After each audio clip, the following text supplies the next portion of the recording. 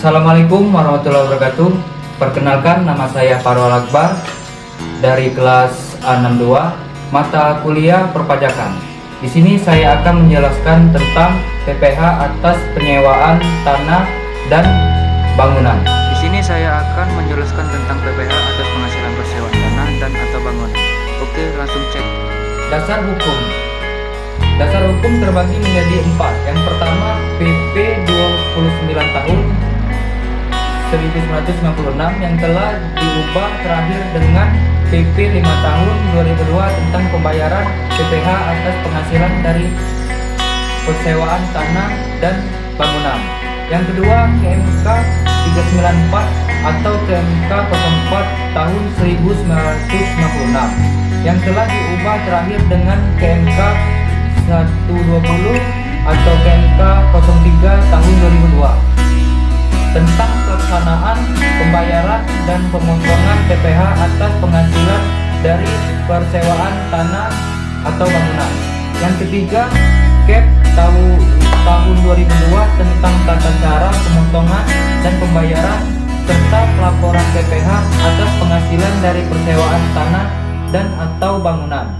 Yang keempat, KEP 50 atau PJ tahun 1956 tentang penunjukan WPOP dalam negeri tertentu sebagai pemotongan PPh atas penghasilan dari persewaan tanah dan bangunan. Oke, next, apa yang dimaksud dengan PPh penghasilan persewaan tanah? Penghasilan yang diterima atau diperoleh orang pribadi atau badan sehubungan dengan persewaan tanah atau bangunan berupa tanah, rumah susun, apartemen, kondominium, gedung perkantoran, pertokohan atau apartemen, termasuk bagiannya rumah kantor, toko rumah, toko, gudang, dan bangunan industri terutang pajak penghasilan yang bersifat final. Objek dan tarif. Besarnya pajak penghasilan yang terutang bagi wajib pajak orang pribadi maupun wajib pajak badan yang menerima atau memperoleh penghasilan dari persewaan tanah atau bangunan adalah 10% dari jumlah bruto nilai persewaan tanah dan atau bangunan dan bersifat final. Apa yang dimaksud dengan bruto nilai persewaan? Jumlah yang dibayarkan atau terutang oleh pihak yang menyewa dengan nama dan dalam bentuk apapun yang berkaitan dengan tanah dan atau bangunan yang disewa, termasuk biaya perawatan, biaya pemeliharaan, biaya keamanan, dan servis atau charger, baik yang perjanjian dibuat secara terpisah maupun yang disatukan dengan perjanjian persewaan. Dan yang selanjutnya, pemotongan PPh. Yang pertama, apabila penyewaan adalah badan pemerintah, subjek pajak badan dalam negeri, penyelenggaraan kegiatan bentuk usaha tetap, kerjasama operasi, perwakilan perusahaan luar negeri lainnya, dan orang pribadi yang ditetapkan oleh Direktur Jenderal atau pajak orang pribadi yang ditetapkan oleh Direktur Jenderal Pajak, penghasilan yang terutang wajib dipotong oleh penyewaan. Apabila penyewaan adalah orang yang pribadi atau bukan subjek pajak, penghasilan berlari yang tersebut pada butur 1, maka pajak penghasilan yang wajib dibayar sendiri oleh pihak yang menyewakan.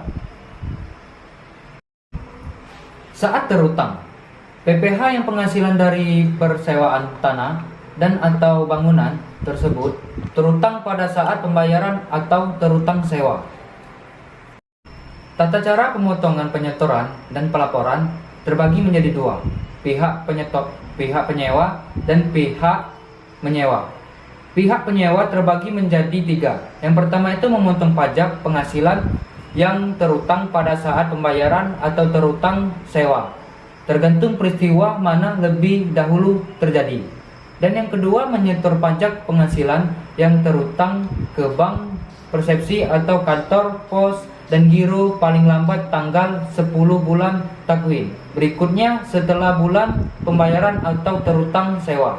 Dan yang ketiga, melaporkan pemotongan dan penyetoran pajak penghasilan yang terutang ke kantor pelayanan pajak paling lambat tanggal 20 bulan takwin berikutnya setelah bulan pembayaran atau terutang sewa. Pihak menyewa ini terbagi menjadi dua. Yang pertama, menyetor pajak penghasilan yang terutang ke bank persepsi atau kantor pos dan giro paling lambat tanggal 15 bulan takwin. Berikutnya setelah bulan pembayaran atau terutang sewa. Dan yang kedua, melaporkan pemotongan dan penyetoran pajak penghasilan yang terutang ke kantor pelayanan pajak paling lambat tanggal 20 bulan takwin berikutnya setelah bulan pembayaran atau terutang sewa. Di sini saya akan menjelaskan animasi tentang diskon tarif final atas pengalihan hak atas tanah maupun bangunan. Langsung saja kita cek animasinya. Bang Pepe dan istri merencanakan untuk membeli rumah baru. Keesokan harinya Bang Pepe pergi ke salah satu agen properti. Bang Pepe melakukan tawar-menawar harga atas tipe rumah yang dipilih, 1 miliar atau 800 juta. Dan setelah menawar-menawar 800 juta deal Bang Pepe. Bang Pepe dan agen properti menuju ke notaris untuk mengurus legalitas kepemilikan rumah. Setelah sampai di notaris, Bang Pepe menanyakan mengenai syarat-syarat yang harus dipenuhi atas pembelian rumah tersebut. Sini ada 3 orang, Bang Pepe dan Bang Pahrul dan Bang Moza sedang melakukan penjelasan atas PPh untuk pajak untuk Bang Pepe ini.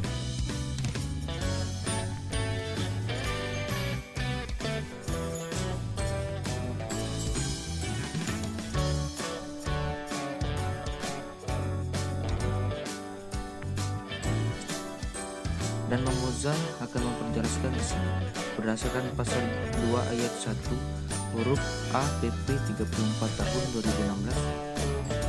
Silakan baca sendiri ya di sini.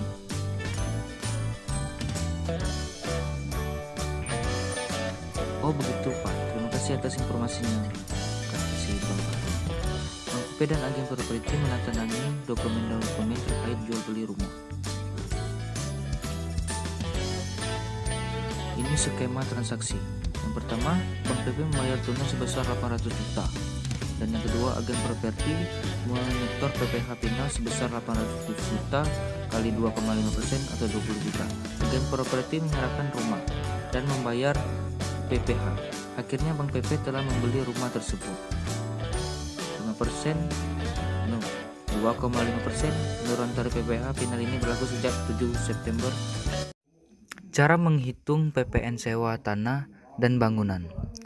Seperti yang sudah dikatakan pada poin sebelumnya, perusahaan yang menyewa suatu bangunan wajib menyetor PPh pasal 4 ayat 2 sebesar 10%.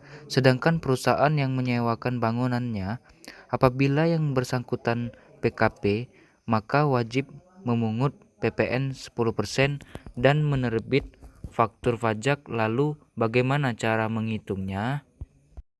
Contoh kasus, PT Ruby menyewa sebuah bangunan dari PKP dengan harga 100 juta untuk jangka waktu 4 tahun, maka PT Ruby harus memotong PPh pasal 4 ayat 2 dengan perhitungan sebagai berikut. PPh pasal 4 ayat 2 titik 2 10% kali 100 juta rupiah sama dengan 100 juta rupiah atas pemotongan tersebut.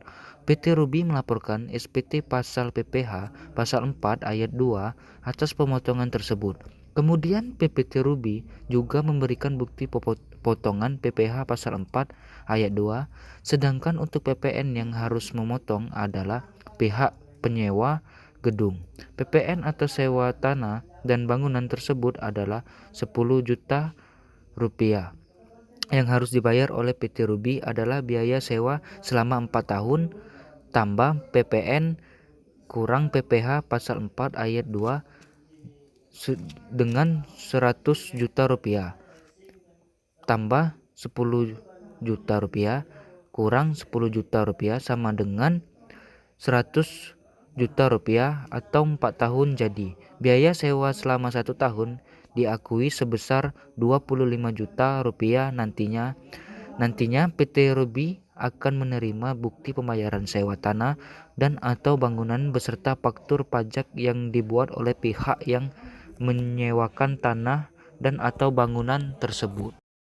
Kesimpulan dari contoh kasus ini terbagi menjadi 4. Yang pertama, bagi pengusaha yang sudah dikukuhkan sebagai PKP dan menyewakan tanah dan atau bangunan, maka pengusaha tersebut wajib memungut PPN dan menerbitkan faktur pajak.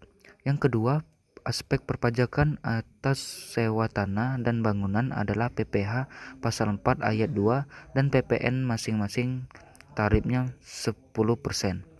PPh pasal 4 ayat 2 dipotong dan disetorkan oleh pihak penyewa tanah atau bangunan. Yang keempat, PPN dipungut dan disetorkan oleh pihak PKP yang menyewakan tanah dan bangunan.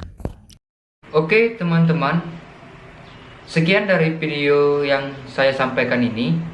Semoga bermanfaat bagi generasi pemuda yang telah menonton.